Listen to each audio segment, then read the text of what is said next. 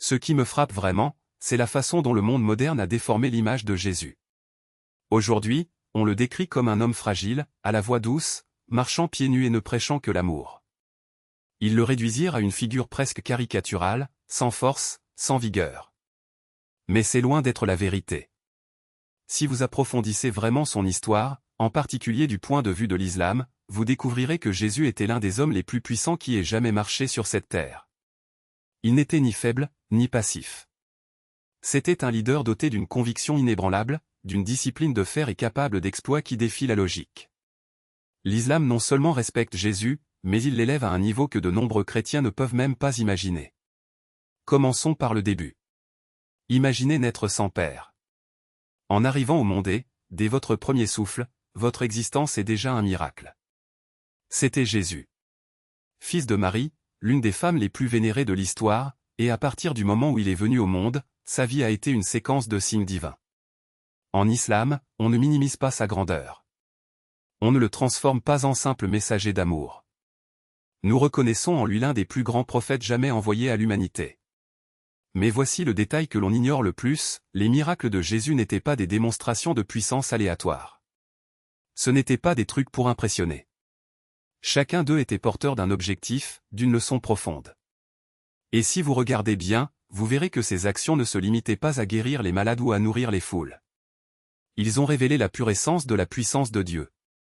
Pensez-y. Un bébé qui parle depuis le berceau. Ce fut le premier miracle de Jésus en islam. Il a défendu l'honneur de sa mère lorsque les gens l'accusaient d'immoralité. Imaginez la scène, un nouveau-né âgé de quelques minutes à peine, s'adressant à une foule avec des mots clairs et précis. Ce n'est pas seulement un miracle, c'est une déclaration. C'est Dieu qui dit, ce n'est pas un enfant ordinaire. Faites attention. Et c'est alors que la vérité commence à se révéler. L'islam nous enseigne que Jésus n'était pas Dieu. Il n'était pas un fils de Dieu. C'était un homme, un prophète, mais choisi pour accomplir des signes extraordinaires. Et lorsque nous analysons ces miracles, nous réalisons la sagesse qui se cache derrière eux. Il ne devait pas se glorifier, mais désigner directement Dieu. Maintenant, pourquoi est-ce si important? Parce que dans le monde d'aujourd'hui, les gens sont perdus. Ils courent après les vanités, l'argent, la gloire, les plaisirs vides. Mais les miracles de Jésus, lorsqu'ils sont compris, sont un appel à la réalité. Ils nous rappellent qu'il existe quelque chose de plus grand. Cette vie ne se limite pas à ce que nous voyons. Il existe une réalité divine supérieure, et si nous ne nous connectons pas à elle, nous perdons le sens de l'existence. Quand je parle de Jésus dans l'islam, je ne me contente pas de répéter des histoires anciennes. J'apporte des leçons pour aujourd'hui ou des enseignements sur la force, la foi et la certitude que le véritable pouvoir ne vient pas de nous-mêmes, mais de Dieu. Et c'est pourquoi vos miracles sont importants. Ce ne sont pas seulement des souvenirs du passé. Ils sont un guide. Et le plus surprenant, c'est que la plupart des chrétiens que je connais ignorent cette vision. On leur a appris à voir Jésus d'une manière diluée, adaptée à une culture occidentale qui l'a adouci. L'islam offre la vérité complète. Et une fois que vous l'avez vu, vous ne pouvez plus revenir en arrière. Regardons cela de plus près. Lorsque nous étudions les miracles de Jésus d'un point de vue islamique, nous réalisons qu'il ne s'agissait pas de spectacles divertissants. C'étaient des signes divins, des preuves données par Dieu à son messager pour valider son message. Et chaque miracle est lié à une vérité plus grande, il n'y a qu'un seul Dieu, et Jésus était son serviteur et prophète. Le premier miracle qui me laisse sans voix et qui, à mon avis, est l'un des moins évoqués est le fait que Jésus a parlé alors qu'il était encore bébé. Imaginez, un nouveau-né, dans le berceau, qui ne babille pas, ne fait pas de bruits enfantins, mais prononce des phrases complètes, déclarant la vérité. Le Coran rapporte ces paroles, « Je suis en effet un serviteur d'Allah. Il m'a donné le livre et a fait de moi un prophète. » Arrêtez-vous un instant et réfléchissez. Qu'est-ce que cela signifie? C'est comme si Dieu avait anticipé les accusations avant même qu'elles ne surviennent. Maria avait été diffamée alors qu'elle retournait dans sa communauté avec son fils dans les bras. Tout le monde était prêt à la pointer du doigt, à lui faire honte. Et puis, Allah lui donne la défense ultime, son propre fils, encore bébé, parle et proclame sa prophétie. Ce n'est pas seulement un miracle, c'est un moment historique qui fait taire tout doute. C'est Dieu qui dit, ne questionnez pas Marie. Ne questionnez pas cet enfant. C'est divin. Et pensez à la psychologie qui se cache derrière cela. Vous vivez dans une société obsédée par l'honneur, par le lignage. Soudain, il entend un bébé parler parfaitement de Dieu. Cela bouleverserait votre monde. Vous sauriez instantanément que ce n'était pas normal. Et le but n'était pas seulement de choquer les gens. Il s'agissait d'établir la vérité dès le premier jour. Jésus est venu au monde en défendant déjà l'honneur de sa mère et en annonçant déjà sa mission. Sans tourner autour du pot. Sans années de réflexion. Allez droit au but, je suis un prophète de Dieu. Ensuite, nous avons les miracles de la guérison des aveugles et des lépreux. Dans la Bible, ces exploits sont également mentionnés, mais l'islam les explique clairement. Ce n'était pas une puissance indépendante de Jésus. C'était la puissance de Dieu agissant à travers lui. Et c'est fondamental. Parce que, soyons honnêtes, si vous voyez un homme guérir des maladies incurables, votre première réaction pourrait être de penser, il doit être Dieu. Mais l'islam nous fait aller plus loin. Jésus lui-même a dit, avec la permission de Dieu. Il a toujours reconnu qu'il était un serviteur, un canal. Il ne possédait pas le pouvoir, il ne faisait que le transmettre. Et cette distinction est cruciale, car elle nous rappelle que, si extraordinaire que soit le miracle, la source est une. Et de quelle transformation s'agit-il, sinon la preuve que l'impossible devient possible quand Allah le décrète?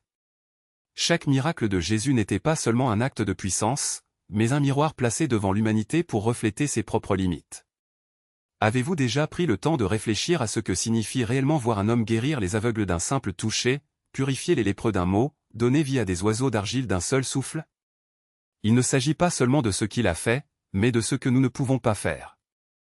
Il s'agit de l'humilité forcée de reconnaître que, peu importe à quel point l'homme pense être puissant, il existe quelque chose ou plutôt quelqu'un d'infiniment plus grand. Et voici le détail que beaucoup ignorent, ces miracles n'étaient pas seulement destinés à impressionner. Ils étaient destinés au réveil. Chacun d'eux était un cri silencieux contre l'arrogance humaine. Lorsque Jésus a parlé dès le berceau, ce n'était pas un tour de bébé prodige, c'était la vérité démasquant le mensonge selon lequel seuls les grands, les puissants et les influents ont une voix. Lorsqu'il ressuscitait les morts, ce n'était pas un spectacle d'horreur, c'était la miséricorde d'Allah disant, même ce qui semble perdu peut être rendu. Lorsqu'il nourrissait des multitudes avec quelques pains et poissons, ce n'était pas un miracle d'abondance matérielle, c'était la leçon selon laquelle la véritable abondance vient d'Allah, et non des banques, des gouvernements, ou des algorithmes qui nous disent quoi acheter. Mais le monde moderne ne veut pas entendre cela. Car admettre que les miracles de Jésus étaient des signes d'Allah, c'est admettre que le système dans lequel nous vivons est une imposture. C'est admettre que le capitalisme, qui vend du bonheur dans des boîtes en plastique, est une illusion. Cette science, qui promet de dominer la vie, n'est qu'une servante face au Créateur. Cette politique, qui promet la justice, n'est rien d'autre qu'un jeu de pouvoir entre hommes faibles. Les miracles de Jésus n'étaient pas destinés à divertir, mais à exposer. Et c'est pourquoi ils essaient de les déformer, d'en faire des contes de fées, des mèmes, des décorations de Noël. Parce que si les gens comprenaient vraiment ce qu'ils veulent dire, s'ils ressentaient vraiment le poids de ces moments, ils se lèveraient. Ils ne seraient plus esclaves de la consommation, de la dette, de l'anxiété, du vide. Et voici la question que vous devez vous poser, si Jésus a accompli ces miracles avec la permission d'Allah, pourquoi insistons-nous pour lui attribuer un pouvoir qu'il a lui-même nié? Pourquoi transformons-nous un serviteur en idole? Pourquoi adorons-nous le messager et oublions-nous le message? L'islam ne commet pas cette erreur. Il ne réduit pas Jésus à un symbole d'adoration aveugle, mais l'élève comme un exemple de soumission totale. Un homme qui a guéri, ressuscité, a parlé dès le berceau et pourtant, dans chaque acte, il a pointé du doigt Allah. Je ne fais rien pour moi, a-t-il déclaré. C'est la puissance d'Allah qui agit à travers moi. C'est l'essence du Tawhid, l'unité divine. Et c'est ce que le monde a désespérément besoin d'entendre. Car aujourd'hui plus que jamais, nous sommes entourés de faux miracles. Des gens qui promettent des remèdes sous forme de pilules, du bonheur sous forme de likes, de libération des dettes. Qui vendent du rêve sous forme d'abonnement, qui transforment la foi en produit, qui réduisent la spiritualité à un flux Instagram. Mais les miracles de Jésus n'étaient pas comme ça. Ils n'avaient pas de date d'expiration, ils n'exigeaient pas de paiement, ils n'étaient pas assortis de termes et conditions. Ils étaient purs. Ils étaient réels. Et surtout, il ne s'agissait pas de lui. Il concernait Allah.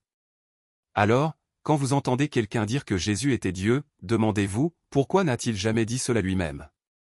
Quand quelqu'un prétend que les miracles prouvent sa divinité, demandez-vous, pourquoi a-t-il toujours cru à Allah?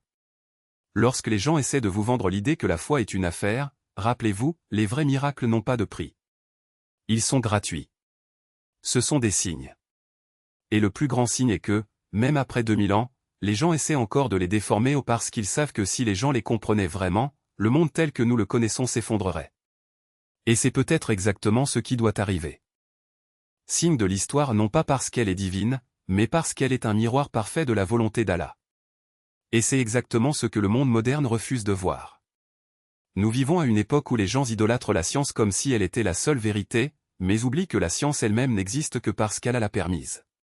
Lorsque Jésus a guéri un lépreux, il ne s'agissait pas seulement d'une percée médicale, il s'agissait d'une suspension des lois de la nature pour prouver quelque chose. Et à quoi ça sert? Ce pouvoir n'est pas entre les mains de l'homme, mais entre les mains de celui qui a créé les mains. Que la vérité n'est pas soumise au laboratoire, aux théories ou au consensus humain. Elle est absolue. Elle n'est pas négociable. Et lorsque vous comprenez cela, quelque chose change en vous. Parce que les miracles de Jésus n'étaient pas réservés à ceux qui étaient là. Ils sont pour vous. Maintenant. Aujourd'hui. Lorsque vous vous sentez faible, lorsque le doute ronge votre foi, lorsque le monde essaie de vous convaincre que vous êtes seul, rappelez-vous, le même Dieu qui a fait voir un aveugle d'un simple toucher peut vous ouvrir les yeux sur ce qui compte vraiment. Le même Dieu qui a ressuscité les morts peut donner une nouvelle vie à votre cœur. Le même Dieu qui a fait parler un bébé peut faire entendre votre voix lorsque personne d'autre ne croit en vous. Et voici l'ironie, alors que l'Occident est à la recherche de miracles, sous forme de technologie, de richesse, de likes sur les réseaux sociaux, nous, musulmans, avons déjà les vrais miracles devant nous. Nous n'avons pas besoin d'un Spider-Man pour nous sauver. Nous avons besoin de soumission. Nous n'avons pas besoin d'un Batman pour nous protéger. Nous avons besoin de confiance en Allah. Nous n'avons pas besoin de magie pour nous impressionner. Nous avons besoin de foi pour nous transformer. Parce qu'en fin de compte, le plus grand miracle n'a pas été celui de Jésus marchant sur l'eau. C'est qu'il ne s'est jamais noyé dans l'orgueil. Ce n'était pas lui qui guérissait les malades. C'est parce qu'il n'a jamais demandé un centime pour cela. Ce n'était pas lui qui ressuscitait les morts. C'est parce qu'il n'a jamais utilisé ce pouvoir pour dominer, mais pour guider. Et c'est ce que l'islam nous enseigne, que la vraie grandeur ne réside pas dans ce que vous faites, mais dans la façon dont vous vous soumettez à ce qui est plus grand que vous. Alors la prochaine fois que quelqu'un essaie de vous vendre l'idée que Jésus était divin, demandez-vous, pourquoi n'a-t-il jamais dit cela lui-même? Pourquoi a-t-il toujours pointé vers Allah? Pourquoi, au lieu de construire un trône, a-t-il lavé les pieds de ses disciples? La réponse est simple, parce qu'il n'est pas venu pour être adoré. Il est venu pour être suivi. Et suivre Jésus, en islam, ne signifie pas le vénérer comme un dieu. Cela signifie vivre comme il a vécu, humblement, avec un but précis, en sachant que chaque souffle est un don d'Allah. Et c'est là que l'histoire devient personnelle. Parce que les miracles de Jésus ne sont pas que des documents historiques. Ce sont des invitations. Une invitation pour vous à arrêter de chercher des réponses dans le monde et à commencer à les chercher dans le Créateur. Une invitation à mettre de côté les distractions et à vous concentrer sur ce qui compte vraiment. Une invitation à comprendre que, tout comme Jésus n'a pas accompli ses miracles seul, vous n'êtes pas seul non plus. Alors, quand la vie vous frappe, quand les épreuves arrivent, quand il semble que rien n'a de sens, rappelez-vous, le même Dieu qui a donné à Jésus le pouvoir de guérir, de ressusciter, de défier les lois de la nature, est le même Dieu qui est avec vous maintenant. Et s'il pouvait réaliser l'impossible il y a 2000 ans, qu'est-ce qui l'empêche de faire la même chose pour vous aujourd'hui? La différence est qu'à cette époque, les gens voyaient les miracles avec leurs yeux. Aujourd'hui, nous les voyons avec notre cœur. Et c'est là que commence la véritable transformation. Parce que lorsque vous voyez les miracles de Jésus non pas comme des histoires, mais comme des signes, quelque chose en vous s'éveille. Quelque chose qui vous met à genoux. Quelque chose qui fait dire, avec conviction, La ilaha illallah. Et ça, mon frère, ma sœur, c'est le miracle qui compte vraiment. Signe de la puissance et de la miséricorde qu'il réserve à chacun de nous. Parce qu'il ne s'agit pas seulement d'histoires d'un passé lointain. Ce sont des promesses vivantes, écrites au ciel et gravées sur la terre, qui attendent que vous les réclamiez. Chaque guérison, chaque résurrection, chaque parole de pardon prononcée par Jésus n'était pas seulement destinée à ceux qui l'entouraient, elle était également destinée à vous. C'était pour moi. C'était pour tous ceux qui, aujourd'hui, portent encore des fardeaux qui semblent insupportables. Et quand on comprend cela, quelque chose d'extraordinaire se produit. Le doute se transforme en foi. La peur se transforme en confiance. Et ce qui semblait autrefois impossible devient juste une autre page du livre de votre propre histoire avec Dieu. Parce qu'il n'a pas changé. Le même pouvoir qui a calmé les tempêtes et multiplié le pain est toujours là, maintenant, prêt à agir dans votre vie. Mais il y a une condition, il faut croire. Pas seulement avec l'esprit, mais avec tout le cœur. Vous devez ouvrir les mains, abandonner tout contrôle et le laisser faire ce que lui seul peut faire.